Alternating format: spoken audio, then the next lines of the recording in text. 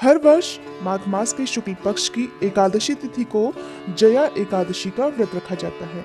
इस उपवास को विधिवत रखने से हर प्रकार के पापों से मुक्ति मिल जाती है और भूत प्रेत पिशाच की योनि में भी नहीं जाना पड़ता। इस दिन जो भी भक्त उपवास रखते हैं या जो किसी कारण से नहीं रख पाते हों, ऐसे सभी भक्तों को भी व्रत की कथा अवश्य ही पढ़नी और सुननी चाहिए। आज की इस वीडियो में आप रसपान करने वाले हैं जया एकादशी व्रत की कथा का। सभी एकादशी व्रतों के बारे में समय समय पर धर्मराज युधिष्ठिर भगवान श्री कृष्ण से पूछते रहते हैं। ऐसे ही एक बार माघ शुक्ल एकादशी आने पर धर्मराज युधिष्ठिर ने भगवान श्री कृष्ण से बड़े विनीत स्वर से पूछा, हे मधुसूदन, अब आप कृपा कर मुझे माघ मास के शुक्ल पक्ष की एकादशी के संबंध में भी विस्तार पूर्वक बताइए। शुक्ल पक्ष की एकादशी में किस देवता का पूजन करना चाहिए और इस एकादशी व्रत की कथा क्या है, उसके करने से किस फल की प्राप्ति होती है। तब भगवान श्री कृष्ण इस प्रकार कहने लगे, हे धर्मराज, माघ मास के शुक्ल पक्ष की एकादशी को जया एकादशी कहते हैं। इस एकादशी के उपवास से मनुष्य भूत प्रेत पिशाच आदि की योनि से मुक्त हो जाता है। अतः इस एकादशी के उपवास को विधि अनुसार करना चाहिए। अब मैं तुमसे जया एकादशी के व्रत की कथा कहता हूँ, ध्यान पूर्वक श्रवण करो। एक बार देवताओं के राजा देवराज इंद्र नंदन वन में भ्रमण कर रहे थे। चारों तरफ किसी उत्सव का सा माहौल था। गंधर्व गीत गा रहे थे और गंधर्व कन्याएं नृत्य कर रही थी। वहीं पुष्पवती नामक गंधर्व कन्या ने माल्यवान नामक गंधर्व को देखा और उस पर आसक्त होकर अपने हाव भाव से उसे रिझाने का प्रयास करने लगी।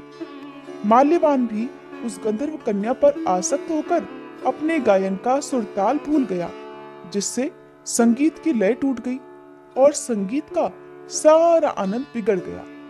सभा में उपस्थित देवगणों को यह बहुत बुरा लगा। ये देखकर देवेंद्र भी रुष्ट हो गए।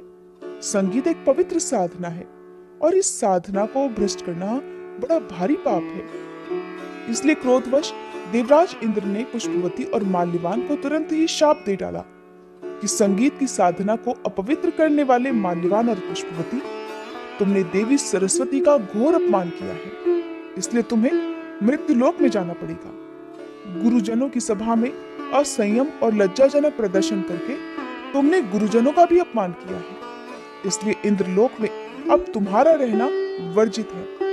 अब तुम अधम पिशाच असंयमी का सा जीवन बिताओगे।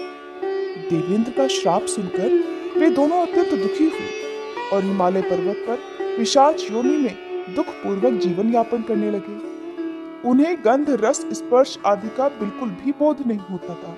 वहीं उन्हें असहनीय दुख भी सहने पड़ रहे थे। दिन रात उन्हें किसी भी क्षण नींद नहीं आती थी। उस स्थान का वातावरण अत्यंत शीतल था, जिसके कारण उनके रोए खड़े हो जाते थे, हाथ पैर सुन्न पड़ जाते थे और दांत किटकिटाने लगते थे।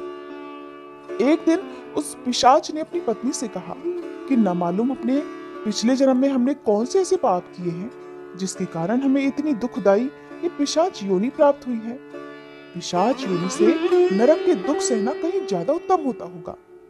इस प्रकार के अनेक विचारों को कहते हुए वे दोनों अपने दिन बिताने लगे। भगवान की कृपा से एक बार माघ मास के शुक्ल पक्ष की जया एकादशी के दिन इन दोनों ने कुछ भी भोजन नहीं किया और न ही कोई पाप कर्म किया। उस दिन मात्र फल फूल खाकर ही इन्होंने अपना दिन बिताया और महान दुख के साथ पीपल के वृक्ष के नीचे विश्राम करने लगे।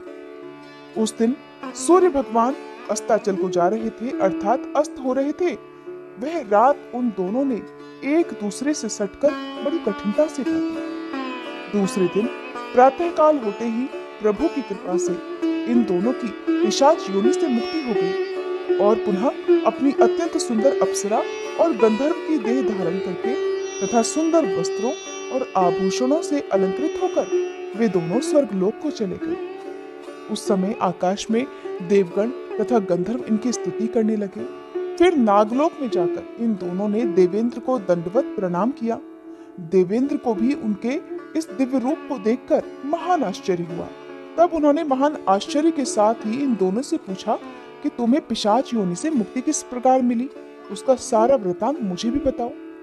देवेंद्र की बात सुनकर माल्यवान कहने लगा, हे देवताओं के राजा इंद्र, श्री हरि की कृपा तथा जया एकादशी व्रत के पुण्य से हमें पिशाच योनि से मुक्ति मिली है।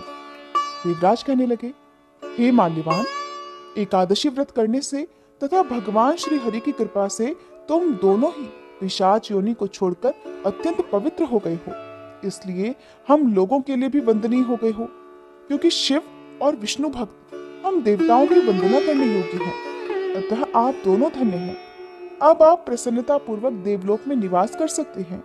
इस कथा को सुनाकर भगवान श्री कृष्ण धर्मराज से कहने लगे, हे धर्मराज युधिष्ठिर, इस जया एकादशी के उपवास से कुयोनि से सहज ही मुक्ति मिल जाती है।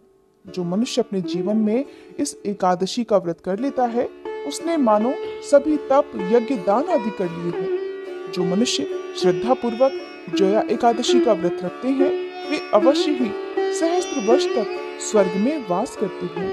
ऐसा कहकर भगवान श्री कृष्ण मौन हो गए। हरे कृष्णा। आज की कथा समाप्त हुई।